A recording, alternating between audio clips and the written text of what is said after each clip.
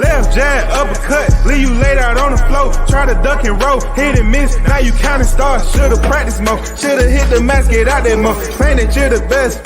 You gotta show me, son. Actions over words, baby boy. Is you real or what? Talking way too much, world come.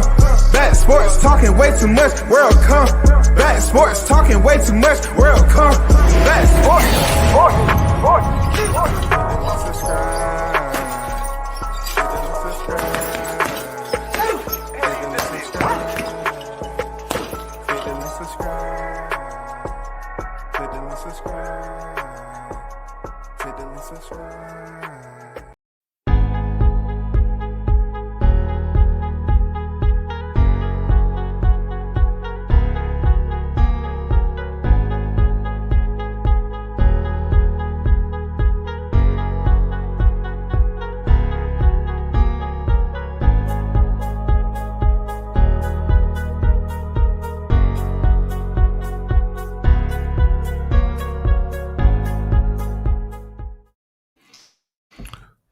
Once again, you tuned in to World Combat Sports.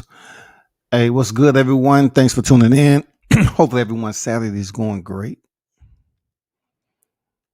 Of course, this is just a fight recap. I'm currently in the process of watching Bellator MMA. So, I'm going to give my take on potentially one of the most exciting fights I've seen this year, I think. I'm gonna be honest with you. It was a nice, but shout out to Hummy McGear. You know what I'm saying? Hummy McGear went in there and defeated Demetrius Ballard, third round TKO and everything. And kudos to him.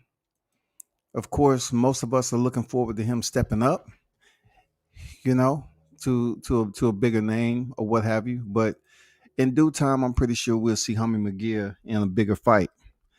It's been rumored that, he may potentially be in there with Marcharlo. We're not sure. But if the speculation serves us correct, that would be a damn good fight this year.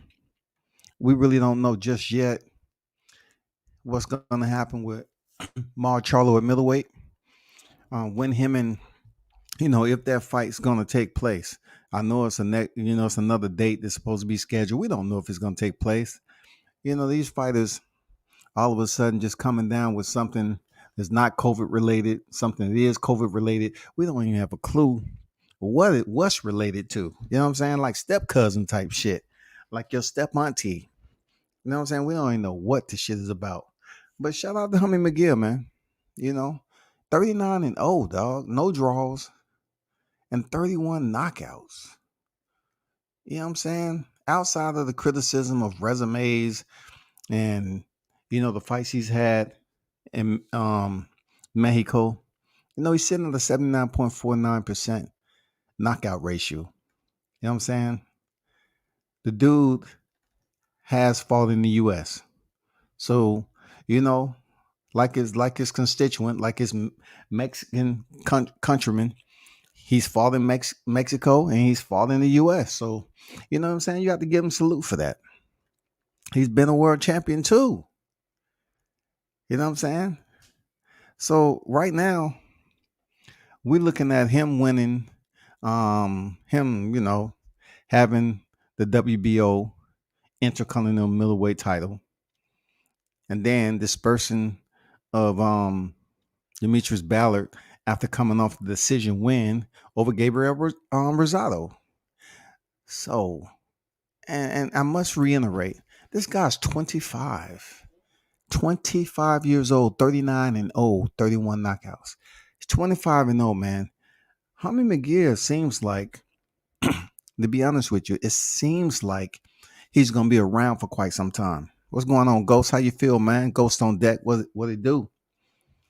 It seems like Hummy McGear is going to be around for some time. 25 years old. God damn. I mean, Hummy McGear, he may transform into something special. I don't see it right now. Slowly but surely. Hummy McGear You know, he he's getting there. You know what I'm saying? He's growing on me small, you know? But he's 25 years old, 39 and old, dog. So by the time this guy, if everything works out with him McGear, he may indeed leave the sport with damn near 50 professional, easy. 50 professional fights, easy. I mean, 50 professional plus 50 plus professional wins. Easy. Easy. That's crazy though. But I tell you what, right now, my people, these black fighters out here, man, these Hispanic fighters are coming hard, bro. They coming hard for real. You know what I'm saying? The like Tommy McGear, if he calls out Charlo seems like, I'm hearing word he might be trying to, do something up at 68. But then he's saying he's gonna stay at 60. Him and Tommy McGear would be a good fight, dog. Really good fight. 39 and 0. Look real good on anybody resume. But Tommy McGear is no joke, man. Gold said McGill gonna be around for a long time. I think he is on Canelo path in terms of career. He will be here next 7 to 8 years and will replace Canelo as Canelo exit. I pretty much agree. What you said, Ghost. Like I said earlier, I truly believe that 25 years old, this man is gonna be around for quite some time, and he's gonna have well over 50 professional wins if he keeps going. As far as putting away the activity that he's doing in the sport of boxing, man, it's just crazy. The amount of fights this guy has at 25 years old, man. And they think Jerron Ennis has a lot of fights. Jerron Ennis sitting at like 28 victories, ain't he? Like that's a lot for his age. I think Jerron Ennis like 23 or something like that. That's wild. That shit is wild. You know what I'm saying? That's a lot of tread, boy. But we know a lot of them fights is over in TJ. You know what I'm saying? Build up your record in TJ. I don't even knock a fighter for doing that. But the only problem I have is when people act like they want to run down on somebody's resume and seem like it's an alternative for somebody to build up their record. Not everybody can build up their record like Teofimo Lopez. Not everybody can have a build up their record like Muhammad Ali. You know what I'm saying? Not everybody can just come in and fight on TV from day one. Not everybody can do that. For one, you have to have the funding to do that. You know what I'm saying? You have to have a team behind you, something. You have to have a means of what location you ran, whatever the case may be. My gear team, not with the Charlo fight. They want it on the zone, and the zone doesn't want to pay it for, like Espinosa said. Okay, I got you. Sir Ken on deck. What it do, Sir Ken? He said, Welcome back, sports. Salute to the wrenches and salute to the chats. Smash the like button. Appreciate that, my brother. Appreciate that. 40 fights for a 25-year-old is a lot. That's similar to how guys like and Durant was moved. Yeah, man, it's a while that it's actually going on this damn time. You know what I'm saying? The amount of fights that Chavez Sr. had. Look, even Chavez Jr. He has a lot of fight. He has a lot of fights, man. You know what I'm saying? But once again, we have to take consideration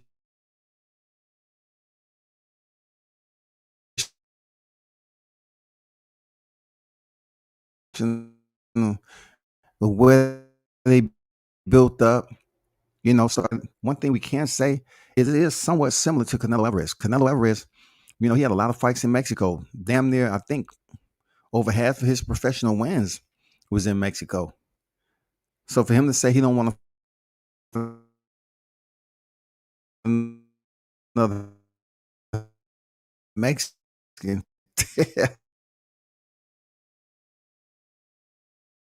I'm like, don't act like pace was 57 and similar to McGear's record, and then his knockouts really doesn't separate from his total wins. Like, dude has 8. He's just off 8 knockouts. You know what I'm saying? To level out, like, that's impressive. 39 victories, 31 by way of knockout.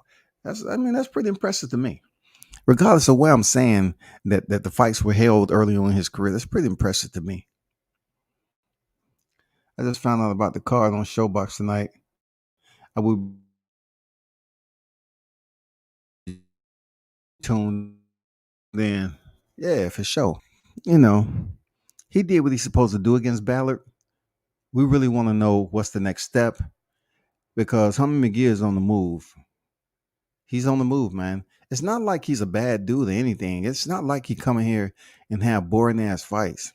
It's just he's a Zorro of boxing, bro.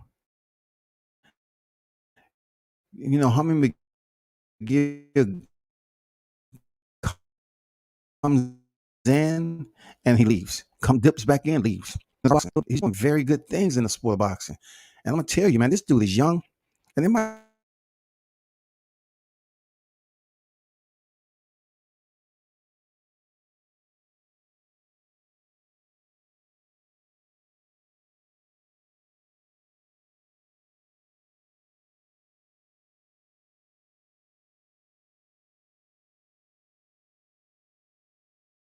what it takes to be in that category if he ever gets to that point.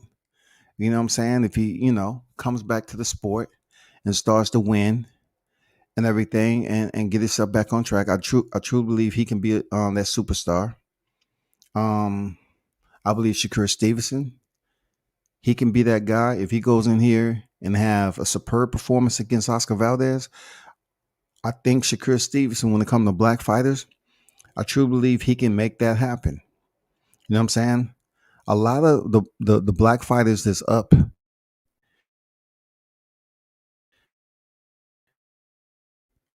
right now in the hierarchy of popularity, we should be concerned as boxing fans because we have 2 black fighters on the pound for pound list right now, right?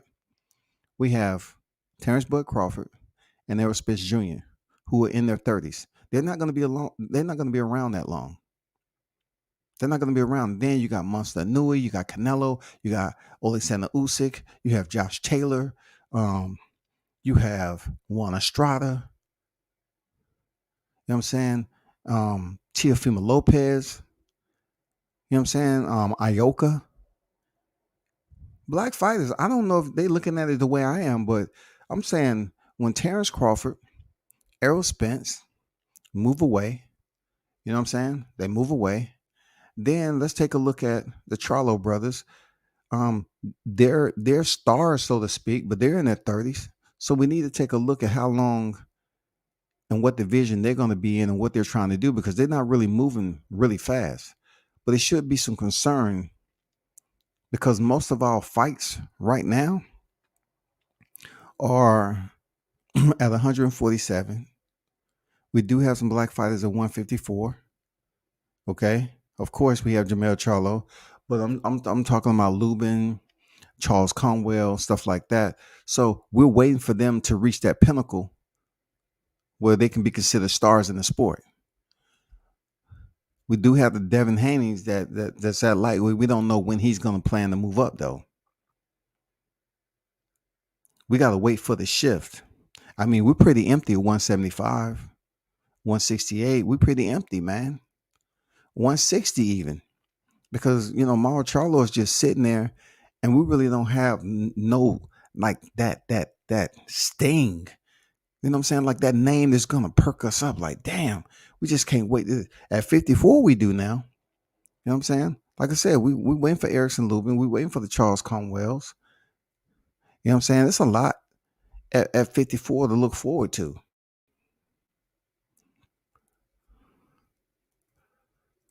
Let me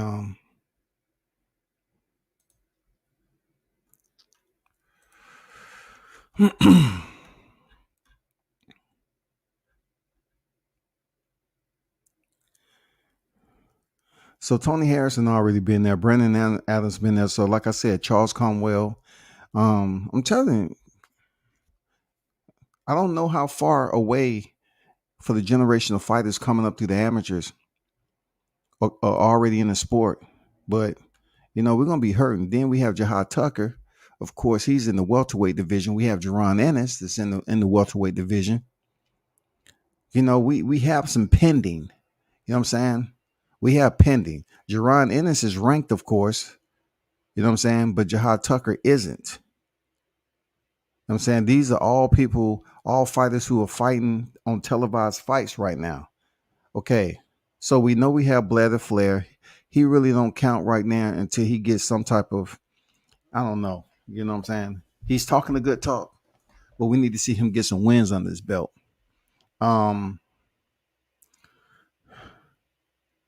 Michael Fox, but we're talking about stars. We're talking about stars. Now, it gets interesting in 140 because you have Gary Antoine Russell, who, in my opinion, he has the potential to be a star, but he's not as outgoing as you would want the star. Now, he doesn't have to be, but we've known in the past that for some reason, black fighters have to have a twitch about them, a twang, something different, that people can relate to. Even Floyd Mayweather talked this shit, but he can fight. He can box. He was entertaining. We just need somebody to put that together. They need to be good behind the mic and in the ring. Both of them together should pique the attention of the fight fans coming to pay to see them fight. It's empty, like 140. I know we got reaches down there, but sheesh. This is a whole separate live. I didn't mean to get off on black fighters, but I don't know. I try to tell people what I see down in the amateur sector. There's a lot of Hispanic fighters coming up through the amateurs. You know what I'm saying? You have some black fighters here and there, but they're not as grouped as the Hispanic fighters. That's all I'm saying.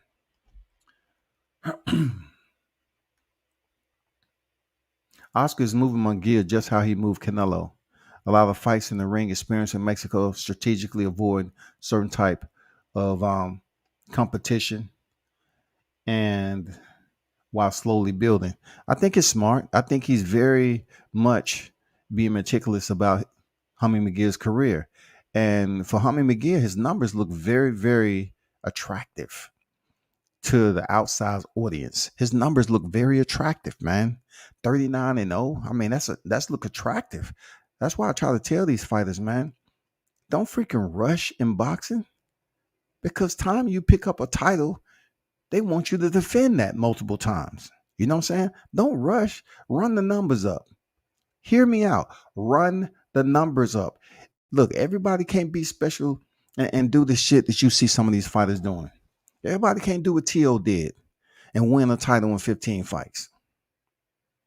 You know what I'm saying? Everybody can't do that shit. They can't do it.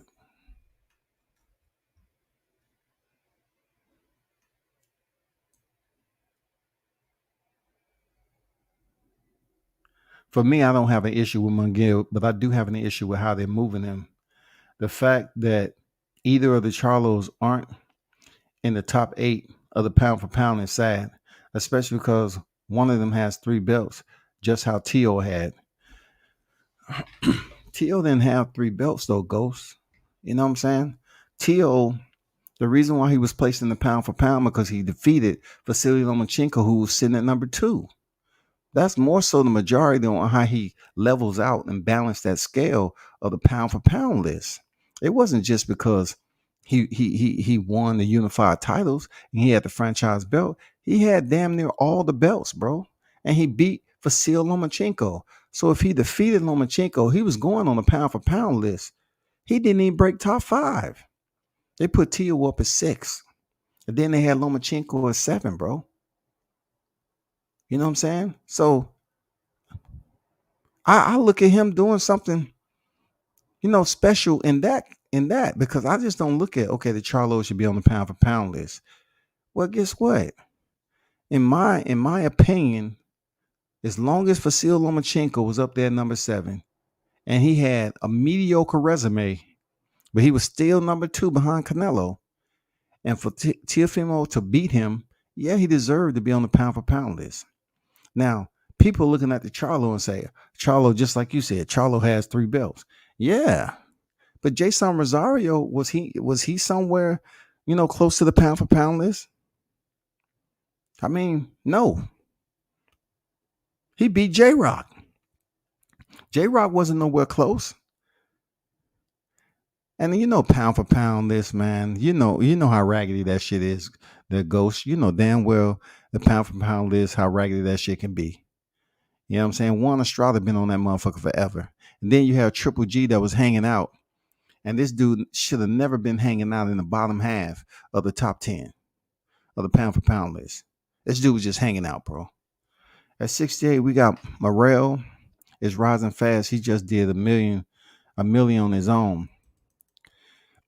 What I'm saying is, I know we have a fighter here and there, Ghost, but we don't have fighters that's in line in recession like multiple, at least 5, man, in these divisions that we used to frequent competing in. We don't have a multiple set of fighters this black. We don't.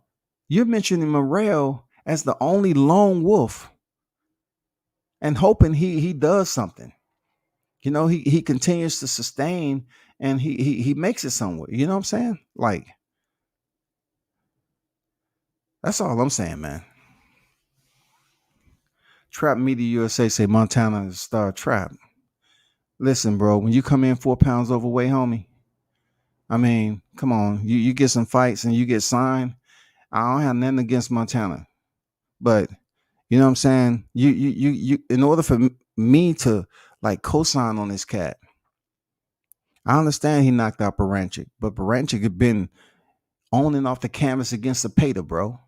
So when it comes down to star, you gotta then act like a professional in some case. Like coming in 4 pounds overweight, is he gonna be at that weight class or he gonna move up?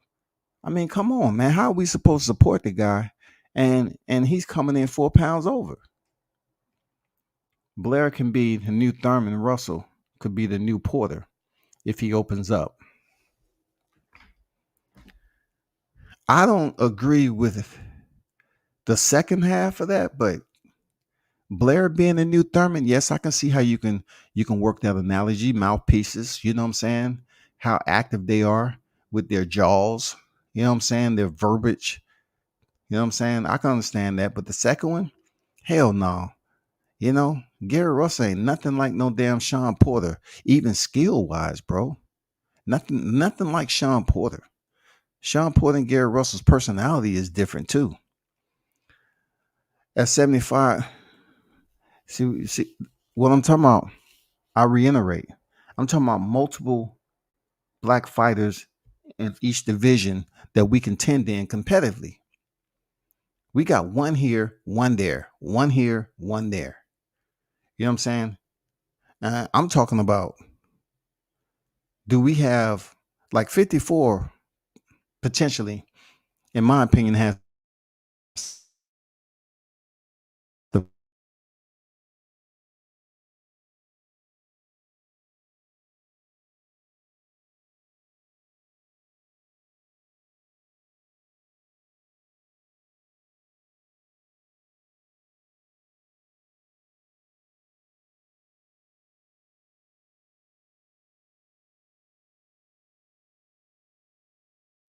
I'm talking about some new fighters that's going to be coming up that you need to pay attention to, like Jahad Tucker. Jahad Tucker's still early in his professional semester, but if he continue to wins on TV, he might indeed step on stage like Teofimo Lopez and get that title shot before he even have 15 professional fights. He might do it even better, but he's at 47. So when Terrence Crawford and Errol Spence decides to resign in that division, which I hope they don't stay too long, and we still talking about this fight 2 years from now. You'll see guys like the Jerron Ennis. And I don't know how long Keith Thurman is going to be in the game. Yadinas Uga is not that young of a fighter. You know, we'll see. Free Hoover on deck. I see you, bro. What's good? WCS salute to you, bro. Munguia versus Maul, 50-50 fight. Munguia only 25. He can bounce back if he loses. I just want to see the fight. That's not going to be an easy fight for either fighter. It's not going to be an easy fight for either fighter. Russell Style is Laporte in the ring. Yeah, I think he's a bit more disciplined though. He's just not going out there brawling. I think Antonio is more like Russell. I think Antonio is more like Porter. What I meant to say. The one that fights at bantamweight. I think he's more like a Porter style, but Antoine, in my opinion. Your chat is running behind those comments from earlier about something you were saying at the time. That's why I'm catching up. That's why I'm not really just going on a monologue right now. There goes. I'm reading the chats, bro. Appreciate it, dog. See, y'all holding me accountable for the chat, but I don't ask for no super chats, dog. I don't ask for no super chats. So I'm getting to them, bro. I'm getting to them. I don't spend 25 minutes asking for super chats. I could care less. I'm just trying to, you know, show attention to the live chat. Trap Me the USA. Y'all call him slipping when he had that draw, bro. He is it. Give him a shot. The draw was a gift, bro. He was locked in, show a lot before pros though.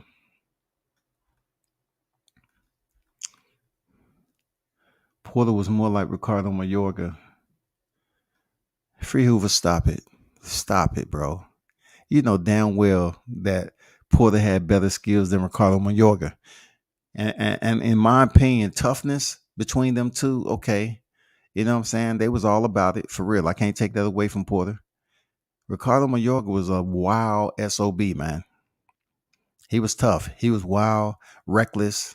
He didn't give a damn. But to compare him to Sean Porter's type of style, no, Porter wasn't wild like that. Like Porter get in your chest and he'll try to rough you up. The one thing that Mayorga had that Porter didn't have, he had pretty decent power. You know what I'm saying? In my opinion, he had more power than Porter with that wild style that he had. If Porter, just imagine if Porter had somewhat like the Tyson power for his height, and at the weight class he was in, Porter might be on a whole nother level right now, dog. Because he always came in shape. Porter would be on a whole nother dimension right now, bro. But he wasn't blessed with the power, dog. Trap Me the US before he was sleeping dudes, and he did the same in his last fight. Y'all call him slipping person-ish. Was going on. Give him 5 fights. He is 2-0-1, not 18-0-1. How we call him slipping? How we call him slipping? How did he get caught slipping? I mean, training is training, but he had some personal stuff going on, you know what I'm saying? Or whatever. I agree. Boxers do have shit going on. And they are getting punched in the head. So some of these fighters, man, for whatever reason it is, the team they with, them having they have a kid on deck, they got to support the child. And it can be some personal shit. Financially, domestically, you don't know what it is, bro. But these fighters go through shit too. Not only do they go through shit, they have to go train. You know what I'm saying? They have to go train, man. Physically. they have to want to go in there and get the work in and hit the bag and get the sparring and go on the road, push pavement. They have to want to maintain weight the right way, eat good. Man, that shit is tough, dog. That shit is tough, bro.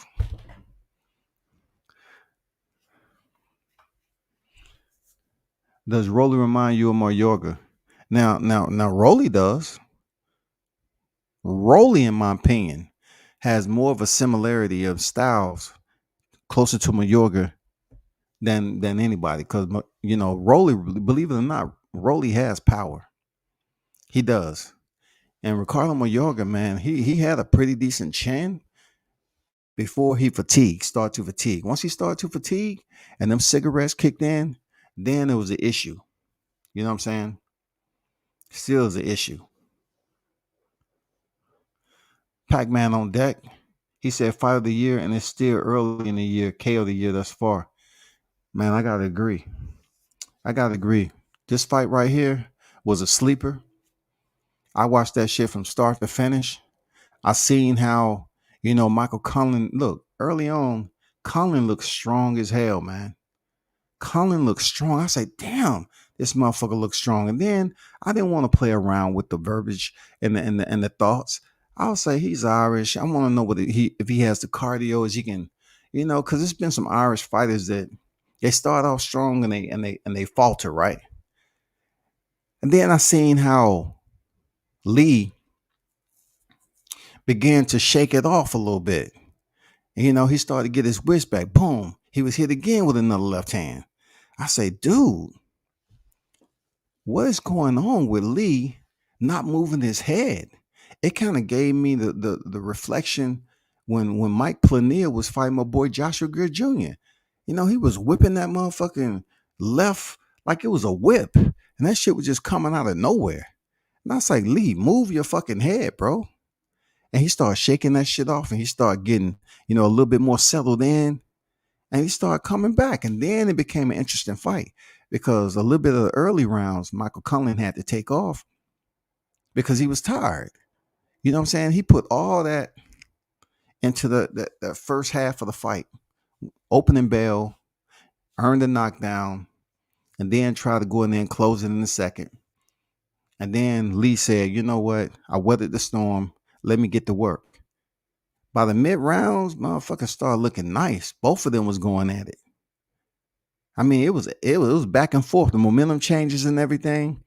It was a damn good fight. And they tried to argue the point of the knockdown late in the fight, which pretty much made it closer. But what happened when you have a dispute like that? If you the fighter that they're trying to say, oh, it was a slip, you got to keep on throwing. And them motherfucker was banging it, dog. They was banging that shit out, dog. I was like, damn, these motherfuckers throwing no defense, throwing haymakers, mano a mano. 1-for-1, goddammit. And when he had him up in, look, damn well Colan Corner told him what? What did Colan Corner tell him, y'all? Stay off the ropes. They're telling Colan, stay off the ropes. This dude get knocked out and fall out the ropes, out the ring, man. Remind me of B-Hop. Well, it was different, just a little different. Fight of the year still early. Porter career better than Tyson. I'm gonna take it. I'm gonna take it like Trap Media is just having some fun tonight. He might be a little tipsy over there. I'm just gonna assume that your shit is a little tipsy. You know what I'm saying? Because you're up here saying Porter career better than Tyson and all that. If you look back at Mike Tyson's career and the memorable fights that he had, people are tuning into him just from who he stepped in there with and how he finished it. You know what I'm saying? Just take a look at the Razor Ruddock fight. Let's not get to the fights that he started to have a downfall. Let's just get to, this is the big boys. Mike Tyson wasn't really big and tall.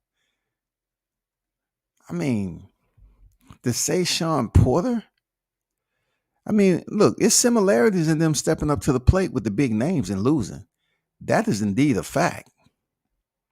Gary says, I'm hearing a lot of people picking Munguia to beat Charlo. What's your thoughts? I'm not picking Munguia to beat Charlo. You know what I'm saying? People, look, y'all understand on the YouTube shit. They're very, very quick to just jump over. And if they can place both of their feet, one foot on the Munguia wagon and one on the Charlo wagon, they'll ride that shit down the hill and act like they really in control. No, that's a 50-50 fight to me. You know what I'm saying? That's a 50-50 fight to me. I don't know why people all of a sudden saying that Munguia is gonna go in here and run through Charlo. Charlo is the better fighter out of the twins, in my opinion. In my opinion. Amateur style boxing. Who did Tyson beat? This is not a Tyson live, bro. Listen, Trap. All respect, bro. Do your own homework.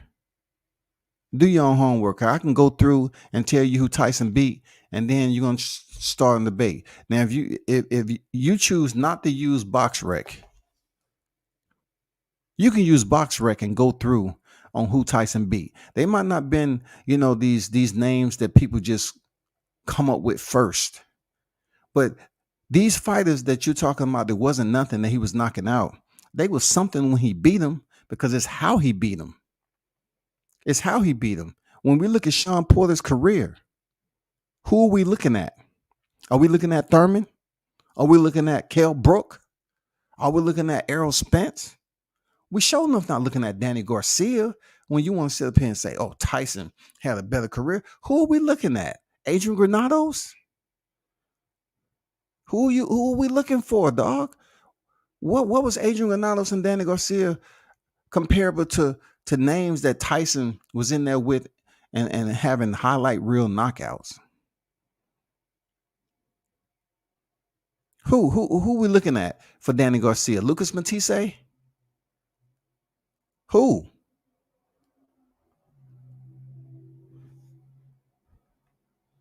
You want to look at Lamont Peterson? You want to slide Lamont Peterson in there? Come on, bro. Hey, I don't have no problem. You can look. You talking about Tyson quit in the ring? So did Joshua. I don't see criticism raining down on him when he quit against Andy Ruiz. Y'all want to take one fight and dilute Mike Tyson's career. And though he had some controversy, absolutely he had controversy. The man was partying, doing other things. He went to prison and all this other shit.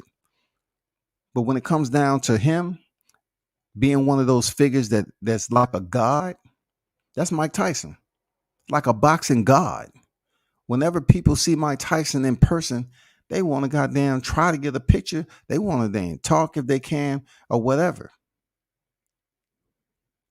They're not doing Sean Porter like that. They're not going through any memorable fights for Sean Porter and comparing Sean Porter to say, oh, well, when we see him in person and we see Mike Tyson, we're going to favor Sean Porter. No, most of the people are going to flock over there to Mike Tyson, bro. Not only that, the man came back and fought Roy Jones and people was acting like he was still in his prime of his career. Charlos haven't been focused. They some real knuckleheads. Well, I put it like this. Mar Charlo is still undefeated. Mel Charlo took the L, got quiet, shedded a tear, and came back like a motherfucking lion. Real talk. I got to call it the way it is. Even though they're not some of my favorite fighters, I got to call it the way it is. The look that Mel Charlo had in his eyes in the rematch against Tony Harrison, he was zoned the fuck in, dog. He was focused. I don't want to say the eye of the tiger and shit, but he had the eye of the lion, man. He looked like a motherfucking lion on the hunt when he came back in there against Tony Harrison. But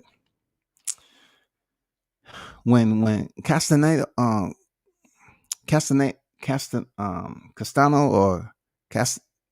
Castano, rather, when he went in there, he matched Charlo's energy. And I can't say Charlo wanted to quit. No, that'd be extremely biased, man. I just felt that with the way the male Charlo acts, I was expecting him to get very.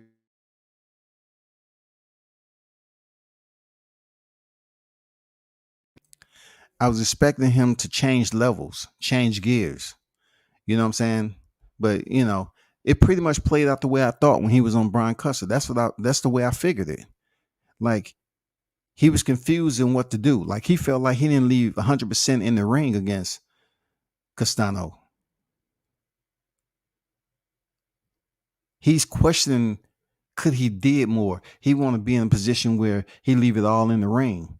But yet you can leave it all in the ring. You just have to commit to taking that risk, because once you take that risk and you deplete your gas tank, you got to be willing to survive until you replete it and then get back to work.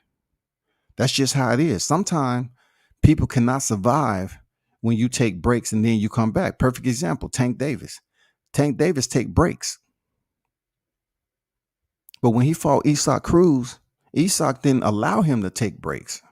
That's why Tank was boxing off the back foot. It wasn't solely on him hurting his hand. It was because of that pressure that was freaking Cruz was putting on him. Cruz is not really that power puncher, but Cruz was putting some pressure on him. Cruz got a gas tank. Gervonta, he is known to take breaks, dog. But when he comes off that motherfucker and clocks in, he better be willing to get that. Look, you better be willing to understand the work he's about to give you. That's just my opinion on Gervonta, bro. Like, dude is vicious, man. Gervonta is a savage. Like, if you can weather that storm he has, cool. But not many people has been able to do it. You know what I'm saying? Isak Cruz was able to do it. It's only twice in his career he's went the distance. You know what I'm saying? Gamboa was there. He's right at the finish line. And Gervonta kicked that flag out the motherfucking hand. And he said, "Nah, you ain't crossing that tape. Fuck that. Let me shoot these uppercuts your way. FedEx." And you put your signature on them. Real talk. But back to the fight today, man. This fight right here was very exciting. I ain't gonna lie. This shit was exciting. You had 2 knockdowns, right? Each of these fighters earned a knockdown. But man, you got to give it up for them for the grit, the intestinal fortitude, man, the courage, dog, shown between these fighters. Like, for real. Like they say, FR. In the beginning, Colin was like, this dude look like Hercules. I say, he about to run through Lee. You know what I'm saying? He about to run through this dude. He just looks strong. And then when he couldn't get him out of there, he just started going for the fences, right? He just said, fuck any game plan or strategy. I'm trying to knock this dude out. He smelled it. It was right there in front of him. But he just didn't know that Lee was a bit tougher than he thought. You know what I'm saying? That's why he was the champion. Lee showed his champion heart.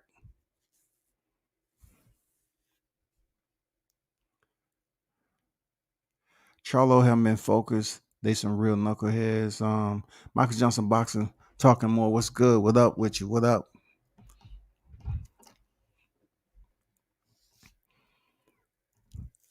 Man, I'm gonna watch the fight again. A little bit later tonight.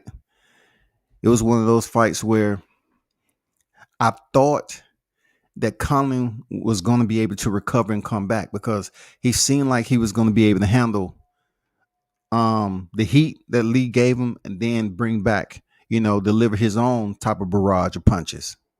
You know what I'm saying? But the commentary was biased. Once again, they say, "Oh, Colin, he's up this amount of rounds, and Lee will need a knockout, and this, that, and the other." So, the commentary, I listen to the commentary of this fight, unlike most. I usually watch it on mute, but it's something about this UK commentary.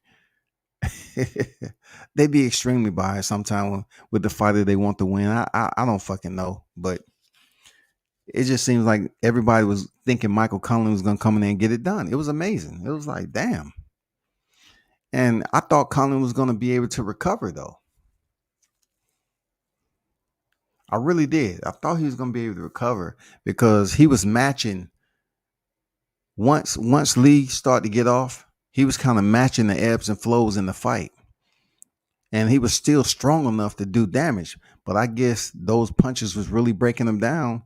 And he sat his ass. He park benched his ass on the ropes like his corner told him not to. And Lee went over there, and sent them on an Uber. He sent them on an Uber, bro. They told him, stay off the ropes. And I think that Michael Collin was on the ropes because he was fatiguing. He was feeling those shots, bro. He was like, damn, I tried everything possible to knock Lee out, and he's still here. And I'm getting tired myself. Dude looked muscular. He looked like a gladiator early on. He looked like he was just gonna run, you know, run amok over Lee. And it didn't go down that way, bro. It didn't go down that way.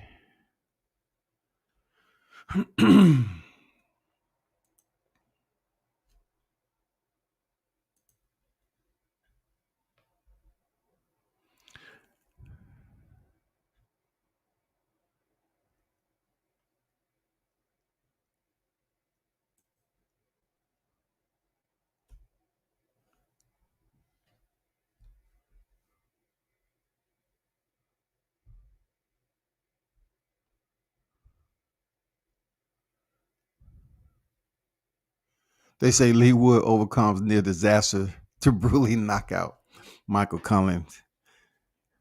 I can say it was close to disaster. It looked bad. You know what I'm saying? For a little bit, only because it was in the early rounds. They said the same thing about Teofimo Lopez and George Camboza. You know, the only thing about it, Lee Wood's knockdown looked worse than Dan Teo's. Teo just went back on the glove and got up. You know, Lee looked a little bit worse, like he was on his back. He was on his back. I thought he was a little bit stiff there for a second. He got up. The referee gave him an opportunity. Now, speaking of the referee, a little bit of what I didn't like, he started getting involved in those championship rounds. I'm like, move your ass the fuck away, dog. Why are you so engaged in between these fighters right now? Take a step back, chill, watch and see what's going on. Now, I did see, them headbutts going back and forth. I saw Colin leading with his head a little bit, Porter-esque. You know what I'm saying? Sean Porter-esque. He was leading with the goddamn head and shit, So I was like, referee, you see a low blow or head, cool. But stop just stepping in, stopping the action, man, because you're giving the fighter time to rest, bro. Stop sitting up here trying to be the mediator for the results. We don't need you to be the mediator for the results. We don't need for you to be the influencer. Just sit there and be the third man in the ring, okay? Be the orator, just sit there and chill, man.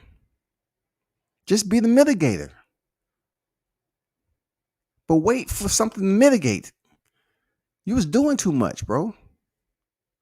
Bruce Goes, Boxing, Jazz, and more on deck. What they do, man. Salute my brother Scotty in the chat. Salute to you, Bruce. That was the best fight I saw this year. Absolutely, man. It's only March, too. It's only March, bro. That fight right there was amazing. Epic. Electric. I'm pretty sure look, I'm going to say it again. I don't know what they have going on. I don't know if the cameras, I don't know if it's the audio equipment, but when fighters walk out over there, it just seems like the view that they give you behind the fighter and all the people cheering, you know what I'm saying? I know the arena is pretty, it's not entirely huge, but I'm just saying, like, it just gives you that moment where, it seems like the crowd is cheering. They're frenetic, and they give you that spirit. They uplift your warrior spirit, and you hearing all the damn chants and cheers and all that shit.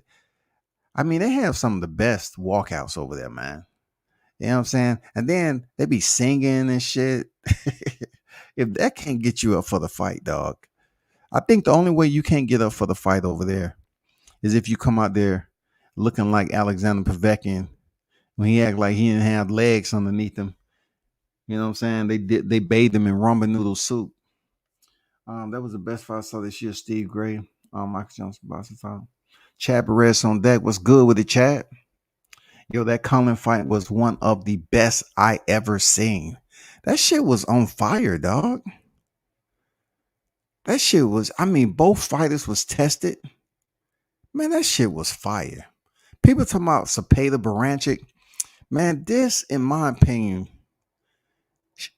fighters wasn't all over the canvas. Like it was one knockdown per, but in between the knockdowns, man, they was boxing, man. There's certain points where they was just trading shots, man.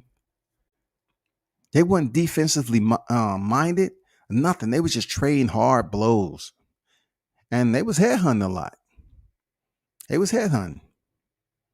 You know what I'm saying? But early on, I was like, Lee, you're about to get knocked the fuck out.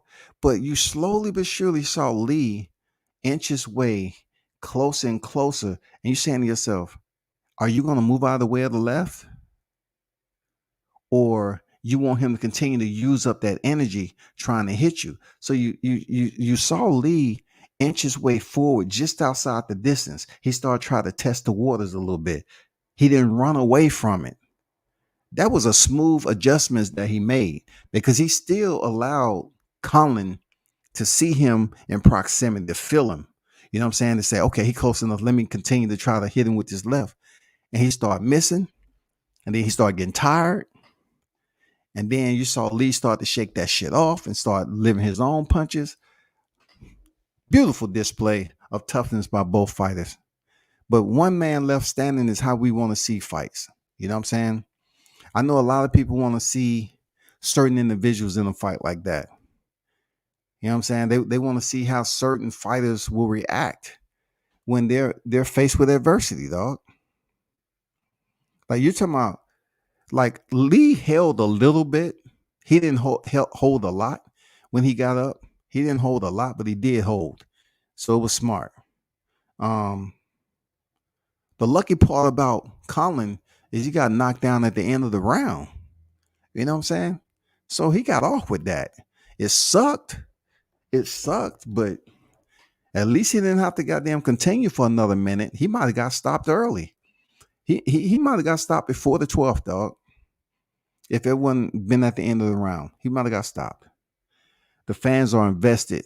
Wish Americans were that into boxing. I know, man. Like, I like their commentary too. Even though that shit be extremely biased sometimes,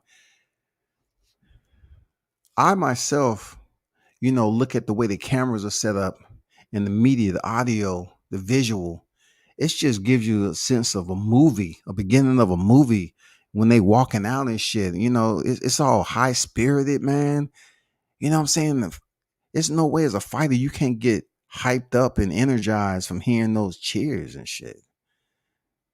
I just don't see that happening over here. We don't have a song to sing that represents our country. You know what I'm saying? We just don't have it.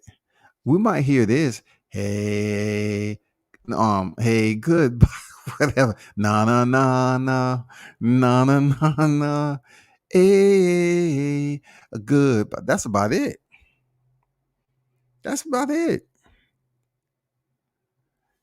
We don't have no songs that we can join in together and shit, bro. Their fans are invested. No rationalism. No nationalism. Yeah. Um. Salute to you, WCS. Salute to you, bro. Appreciate you. I was surprised by that KO big time. Crazy how he literally was out before he was. No, it wasn't crazy, bro, because he was tired. Dog, it's not like someone is giving you the time. Like this dude was seriously hurt from the 11th. He came out for the 12th and he tried to bite through it. He just tried to bite through it. Like I know he was biting down on his mouthpiece. I know he was trying to suck it up. He was trying to say, man, let me weather the storm. But man, Lee was putting that pressure on him. And when he landed that knockout shot, dude was on the ropes. He was damn near park benched on the ropes, sitting. And when you park bench on the ropes and you get knocked out, you're going out of the ring. You're going out of the ring. No ifs, ands, or buts about it. You're done. You out. But I agree with you though. Like it was crazy how dude was knocked out of the ring, and then it messed up the post fight celebration because now it goes from the amplification, the energy so high to people acting like it's a funeral. They need to calm down. They need to calm down. We have a serious situation. Michael Collins in the worst way. We need to see if he's okay. Yeah, I mean, I agree. But dang, it goes from like people just chaotic, cheering, joyful that he earned a knockdown. I mean, a knockout. And then it goes to the commentary, like they say over there in the UK, commentary. The commentary, you know what I'm saying? The commentary begins to like, oh, I think he's doing too much celebration. There's no time for a Chavo. He need to calm down. And then, of course, Lee said, let me calm down the crowd. Oh, it's great. He's trying to calm down the crowd. Very classy. You know what I'm saying? I'm like, damn, y'all can't vilify the dude for getting a knockout only because his opponent fell out the ring. The cheering is not going to do anything to Michael Conlan. He's already hurt. It's up to the EMT ringside to get him together and to provide medical attention. It's a hurt business, man. It's the sport. Just look at Maxim Dedashev. He was coherent when he split the ropes to leave. We still remember Buddy McGirt telling him, Max, no, Max, I can't let you take, I can't do it, Max. You're getting hit too much. You're taking too much punishment, Max. I can't do it. Fight was stopped. Left the ring, and he fell out.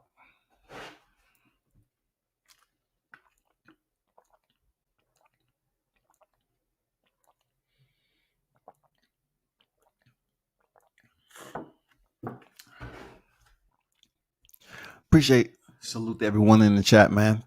Appreciate you, especially the regulars. Andrew Charles on deck, man. What they do, Andrew?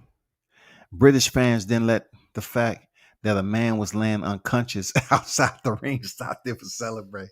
Man, you ain't never lied, Andrew.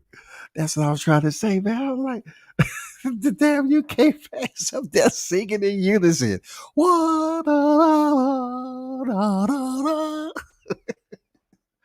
Look, Andrew, that shit was transparent. They saw what was happening. They said, oh, man, fuck that. You're not going to mess up our celebration. We here for a fight.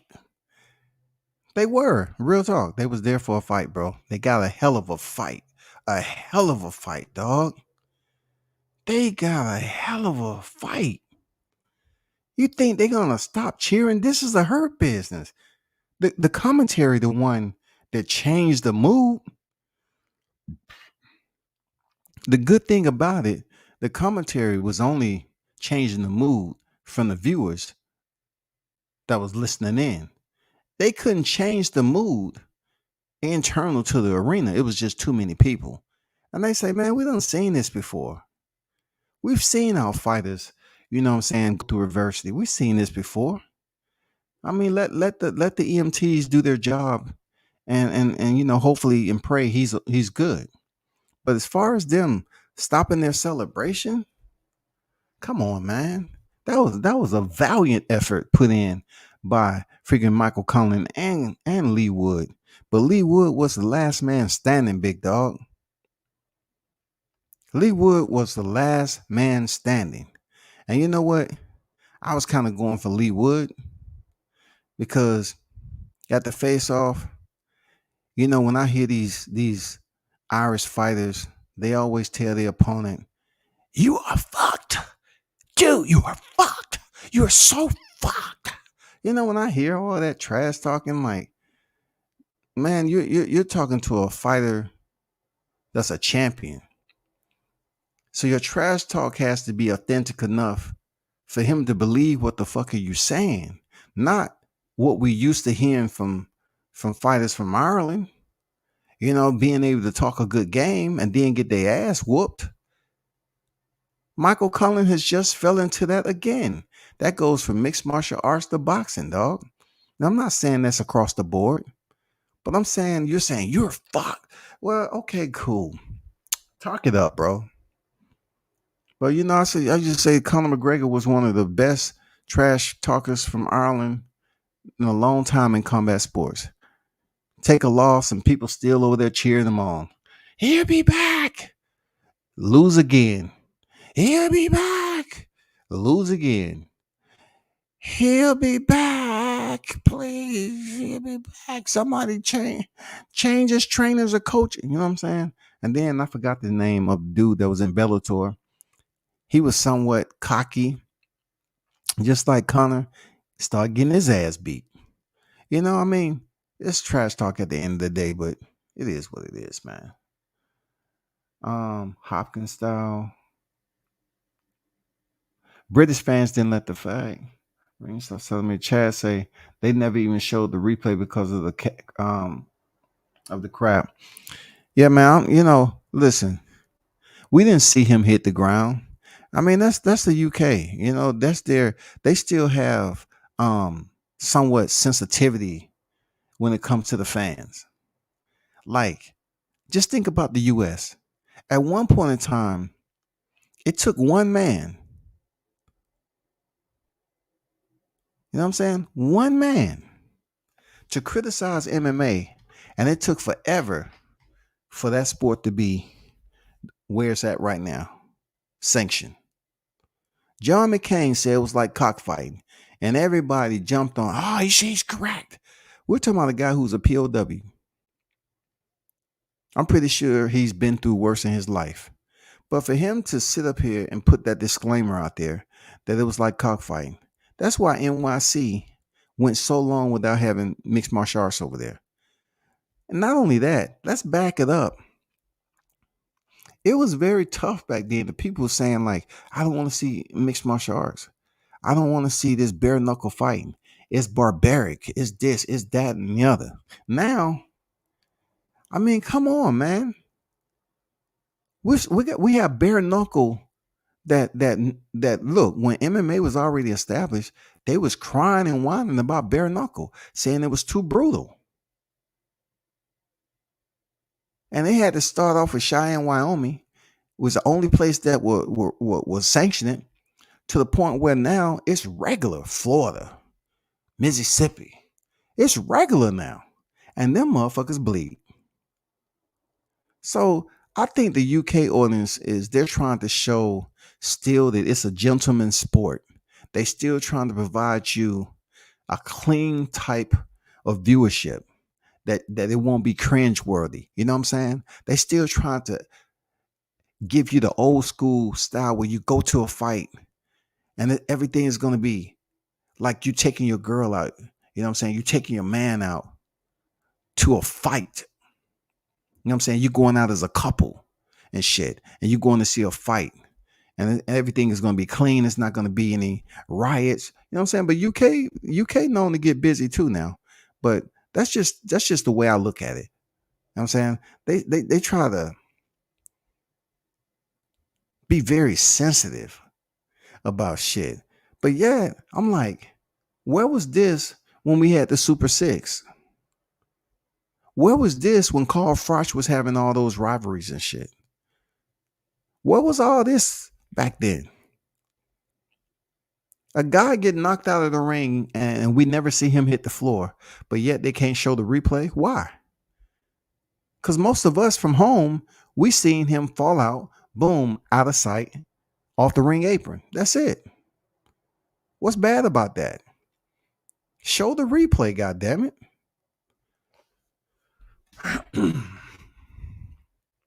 Show the motherfucking replay, dog. You deprived us who pay for the damn DAZN app. You know what I'm saying? You deprived us of a replay, because this was an epic fight, very high energy. We got what we was looking for in boxing. You're talking about individuals who aren't fed this type of fight. You know what I'm saying? This is not something we get on the entree all the time. So when we do receive it and it's delicious, we just want, okay. Rewind that one more time. Let me see that knockout. Let me see that finish.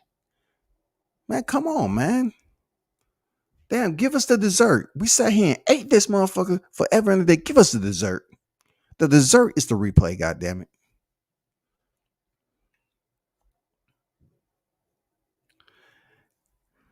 Um,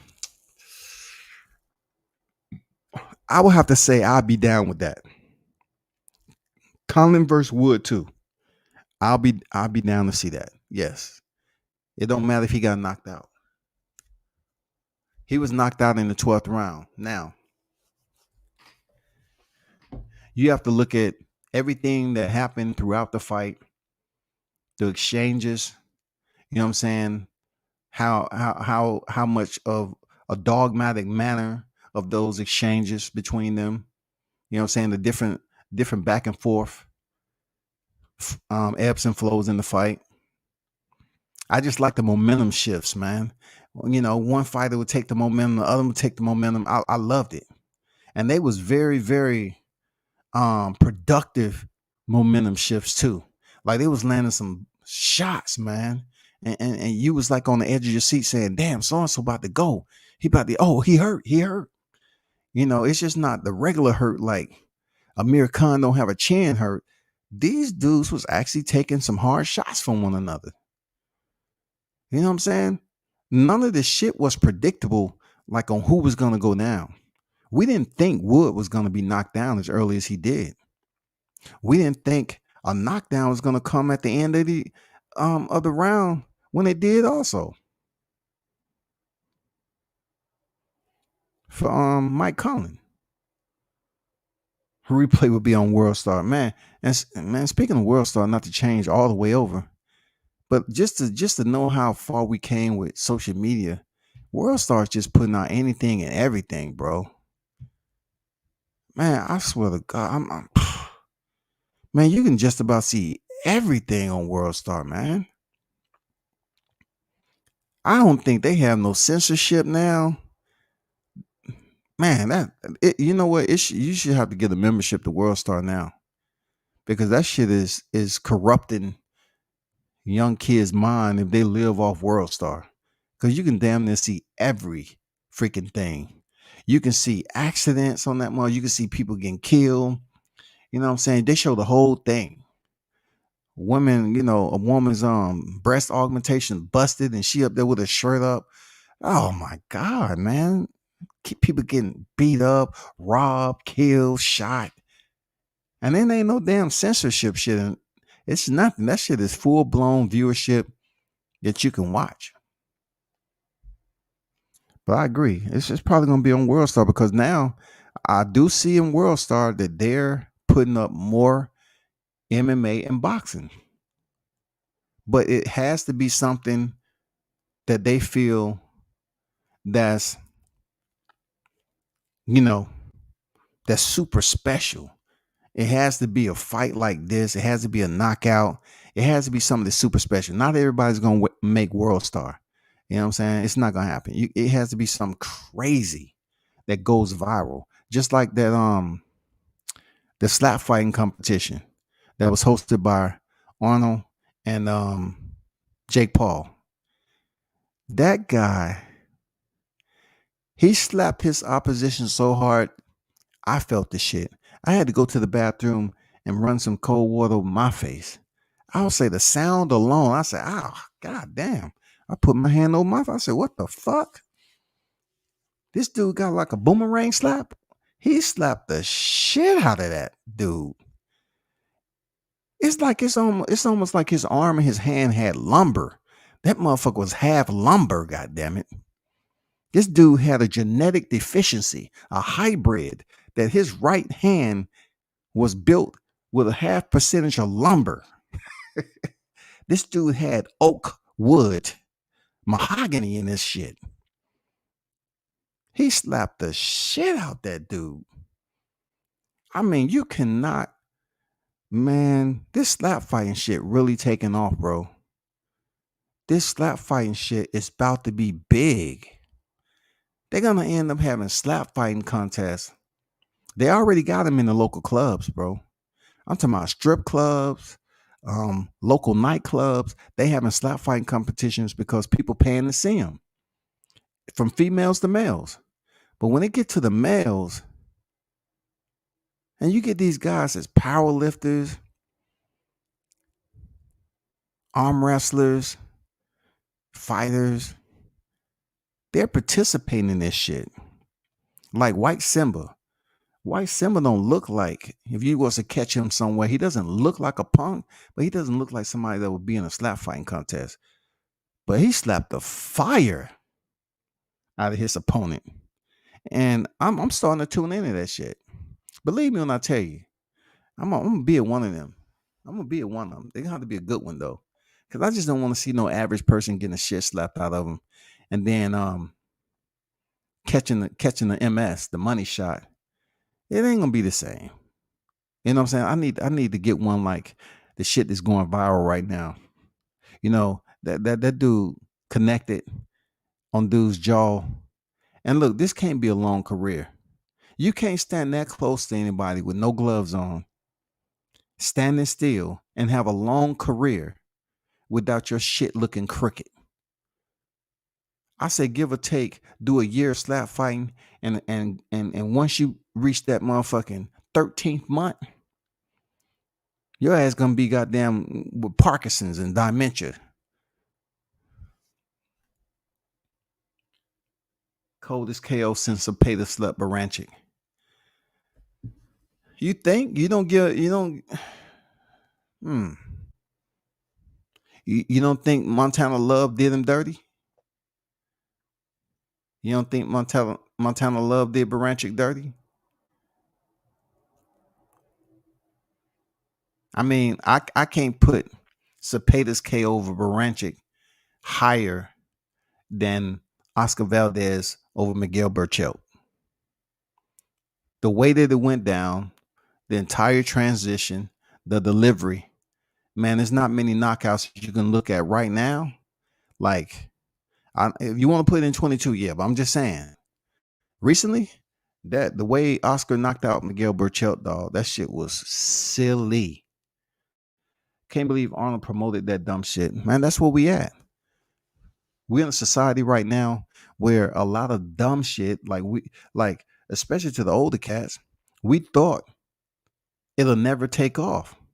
But really, we live in a society where they want to see dumb shit. That's why a lot of people on YTC, they do dumb shit because it gets views. Seriously, I'm not criticizing them.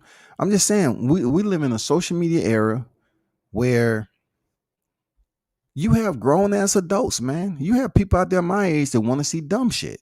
They want to hear dumb shit. They want people to act dumb as shit.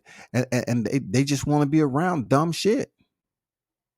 So they tune in and they look at things that are absolutely dumb. It's reality TV. That's what it is. If you can sit up here and do something that's creative enough, but yet people don't take it too serious, they just find it all the way on the side of mayhem. You know what I'm saying?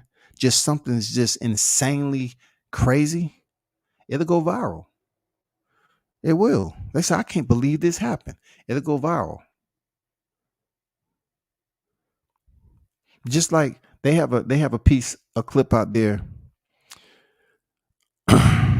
Let me see. Where was it? Where was it? Where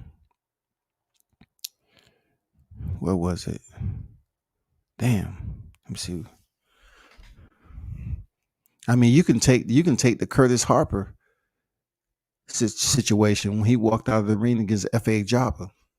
That shit went viral, and people started putting lies out.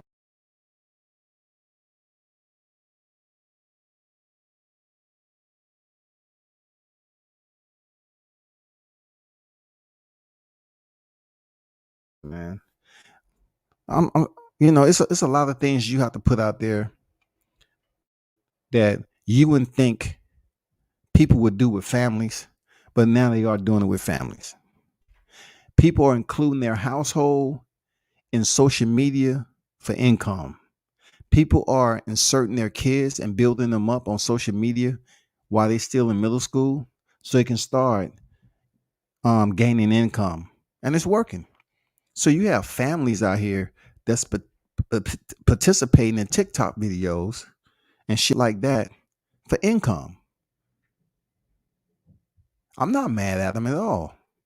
If you can get your kids to understand the entire format, that it may be reputable if you stay in it long enough and provide revenue, not only for the family, but them independently, and build up their followers and build up their followers. It's cool. You know what I'm saying? I see kids doing this shit, doing these videos all over on the sidewalk and shit like that. They don't care, bro. They'll run right into the front of a car. They don't freaking care. Real talk. They do not care. Um, Berchelt KO was predictable, but the way Baranchik torso went back was crazy. So you take, it is two sides to the aftermath of your body being removed of its conscious state. I understand what you're saying, bro. But a lot of times face first knockouts receive a higher value than fights that's going back on their back, unless they bend backwards or whatever, and they land with their knees still up under their body. I can get it. But you have to agree, when Oscar Valdez hit Miguel Berchelt, he flatlined him. It was almost like Sergio knocking out Paul Williams.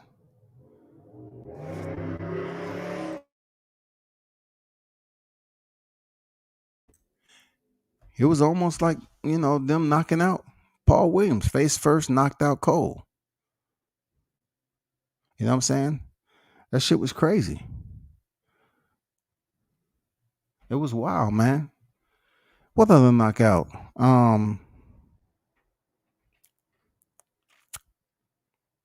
What other knockout we could? It's been so many. Let me see. Yeah, see now Hoover. I agree. He went face first, but that was kind of like, it wasn't the element of surprise. It was a little bit of element of surprise. Well, a lot, or a little bit element of surprise with Oscar Valdez knocking out Miguel Berchelt. You know what I'm saying? It was an element of surprise. But when you talk about Woodley, it wasn't an element of surprise. He had his hands down, and freaking Jake Paul did what he did to set it up for the perfect. How you and your teammate, you and your best friend, your good friend, going to get knocked out the same by the same person? I'm not buying it. It's not for me to buy, bro. That's my analytics. That's how closely I look at certain things. I look at the behavior, and then I seen Ben Askren get knocked out, and he just stiffened up. He never been knocked out like that before. Well, you just freeze up and drop on your face.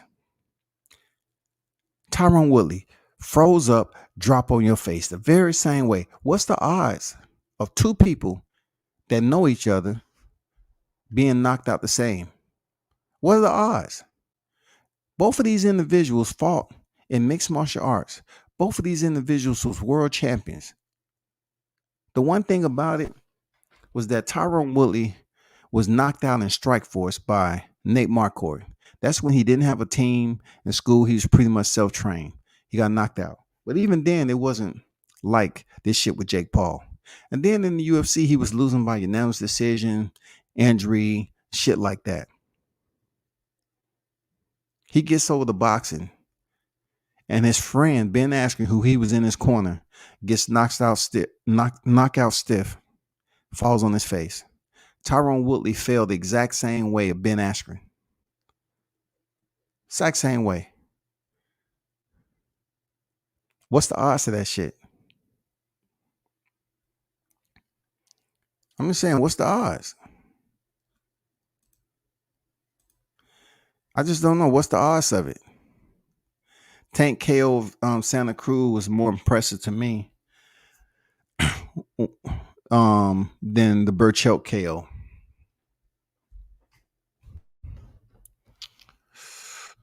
They're close. They're close. The impact, they're close. I'll give you that, Hoover. They're very, very close. Like I said, the element of surprise, right? If you take the element of surprise, both of them, when you grade them for 1 through 5, 5 being the most, when you grade them, the element of surprise is there.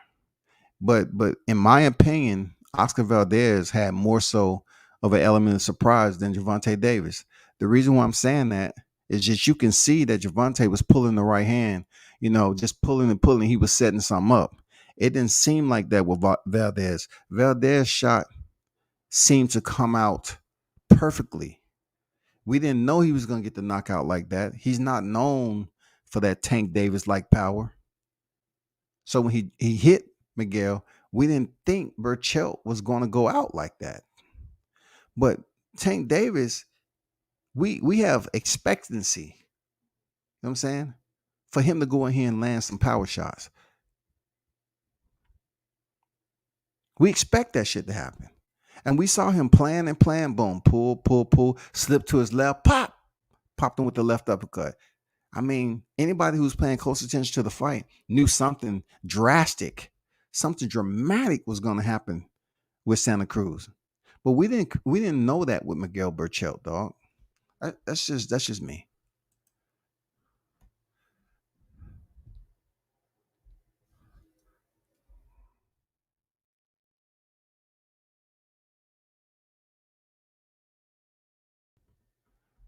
And check this out. Check this out too.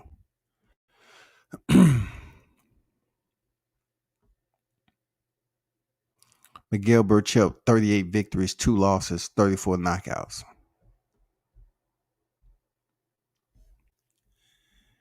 Before, going in there with Oscar Valdez, right? This man had a 6-round stoppage, 4-round stoppage, 6-round stoppage, 9-round stoppage, 3 rounds, 3rd-round stoppage, 12th round UD, 11-round stoppage, 4th round stoppage, 6th round. Dude was sit up here blasting cats, dog. That's why I kind of give that element of surprise of Valdez being able to, dude, Oscar being 30 victories in, 23 KOs. Very close with the separation. You know what I'm saying? He's just 8 KOs off for leveling it out. But check out his shit too. He goes in there and he has a UD. He gets the knockout with Miguel Burchell. TKO in the 10th. Much later rounds. We talking 7th round TKO, UD 12, KO 7th, UD 12, UD 12, UD 12. So right there, the fabric is different. We're seeing Miguel Burchell is the much more heavy hitter, even though Oscar Valdez did not have any losses. We've seen Miguel Burchell as the much heavier hitter. So a lot of people was expecting him to go in there and give it to Oscar Valdez, dog. And he got flatlined, bro. Burchell looked like a dead man before he stepped in the ring against Valdez. How, man? How do you feel he looked like a dead man? Now you're gonna blame it on the weight? If we're gonna go for the weight blame, we need to do it for every fighter, dog. We need to get that excuse for every fighter that comes in weight drain. Because that is a thing now. That is a thing. As much people will celebrate my boy Michael Williams Jr. for losing, he was weight drained too. But people not giving him that excuse. I'm being absolutely serious. This man fights at 47, but he came in at 138. He came in well underweight, undersized, no strength, and still got up multiple knockdowns and made it to the 4th round. People look at him being dropped in the first, you know what I'm saying, and getting dropped several times as if that's the way he boxed. Guess what? I put every bit of money, if they was to fight at 147, it'd be a different fight. Believe me, it's a lot of stuff that wasn't noted, but weight drain is a thing. Weight drain is a thing, man. We want to see that. We want to see that work at 47. And believe me, Team Williams is going to run that back against Bowser. Watch what I tell you. They're going to run it back. For those of you that's tuned in, you know you can go run tail, but give us time. We're gonna run that shit back. Watch. Not at 140. It's gonna have to be a 47. I believe Valdez was on that Reynoso sauce in that fight. He might have been there, Hoover. I really don't, look, that's just like me going back and saying, okay, how many fights was Antonio Margarita having with loaded gloves? You know what I'm saying? How many fights was Jarrell Miller? How many fights was Canelo Alvarez on Clenbuterol? We can go back over and over again. When a fighter pop dirty, you can't diminish their entire career unless they continue to do the shit over and over and over again. Lamont Peterson popped dirty. Does it diminish his entire career? He admitted he was on the sauce. Does that diminish his entire career though? Because some of these fighters get sponsorships from supplement companies and they really don't know all the shit that's in it. Oscar Valdez, he popped dirty and got a gift. And got a gift in a poor performance. Was he coming off the sauce? That's what we need to know. Was he coming off the sauce?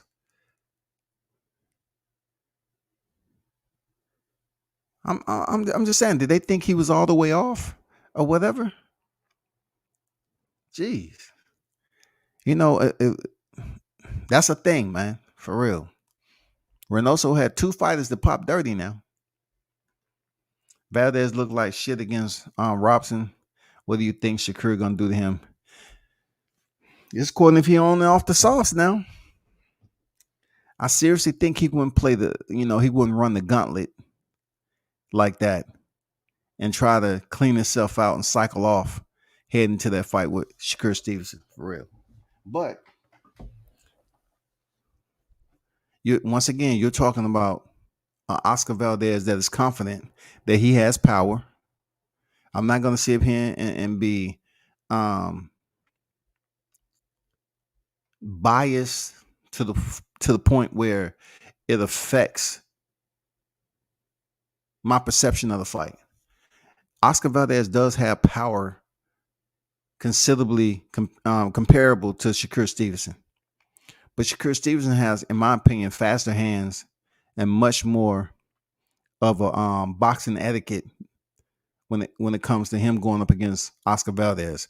Now, ring IQ wise,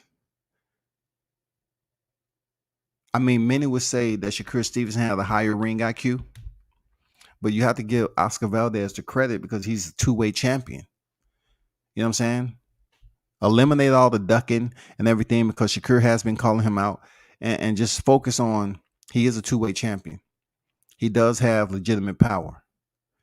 So if you take a defensively minded, strategic fighter like Shakur Stevenson and put him in there with Oscar Valdez, will he be able to methodically break him down? Will he become the Lee Wood and break down a stronger fighter, so to speak, like Michael Colan? You know what I'm saying? Will he be able to do that to Oscar Valdez? Because it can happen.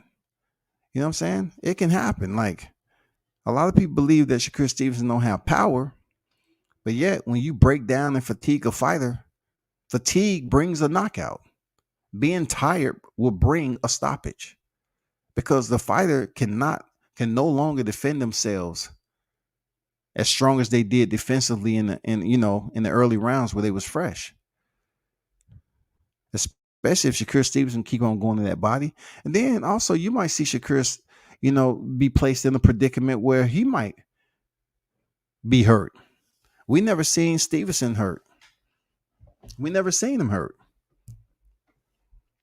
We never seen that man hurt.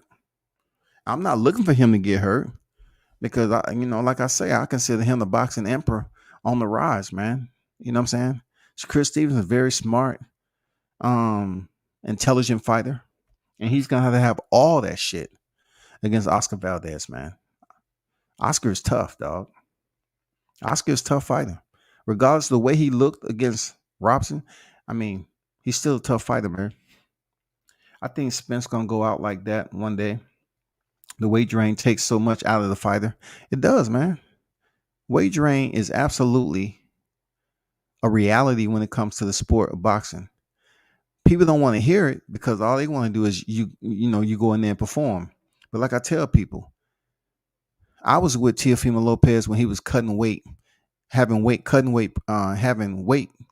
issues way back in Texas. They've been talking about, oh man, we're gonna move up. But they want to get a title before they move up. They want to get a title. So when they decide to switch out the WBC and go the IBF route, that was well worth them staying there. They end up getting all the titles besides the WBC. So weight shit is a reality because I seen him cutting and shaking out in the AM. For real. He was having weight cutting problems when he was heading there with Cambosis. You know what I'm saying? I wasn't there, but shout out to my boy Showtime, keeping me up to date. That was over there on the grounds. Tio was having weight cutting issues over there with Cambosis. One person that shocks me the way he looked, but yet he was still coming there and fight was Mikey Garcia. Mikey Garcia just looked like a freaking overcooked chicken nugget, dog. Like he's just he don't really have no body structure. When he went in there against freaking Robert Easter, I thought for sure, I was like, man, Easter's gonna knock Mikey the fuck out. You know what I'm saying? I was like, he gonna knock Mikey out. Mikey looked drained as fuck. Mikey went in there and he ended up getting knocked down in the third. Crazy, bro.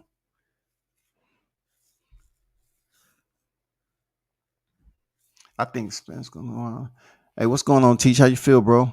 Wood versus Colan might be the front runner of fight of the year so far. Which other fight is close to it though? In 22, which fight is close to it? You can't say Jamel Herring and Shakur Stevenson.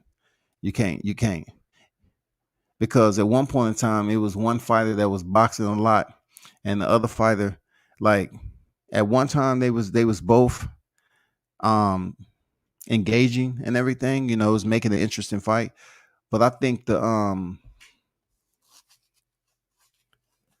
energy level was different as far as both fighters putting one another in a situation where the fans was like, oh shit, we ain't never seen this happen. Like it wasn't that to that. It was certain rounds that Shakur Stevenson was just being very active and he was getting off on Herring. You know what I'm saying? And it just seemed one way for a minute. You know what I'm saying? It seemed a bit one way. That's all. But this fight was back and forth. You know what I'm saying? Tit for tat. Both fighters was digging deep, showing their cojones. They was giving the crowd what they want. I mean, it was a very exciting fight, man. I can't lie to you. It was a very exciting fight. But hey, man, that's all I got for this one. Man, y'all continue to pull up and support the channel, man. It's always appreciated. One love to everybody. Turn up and tune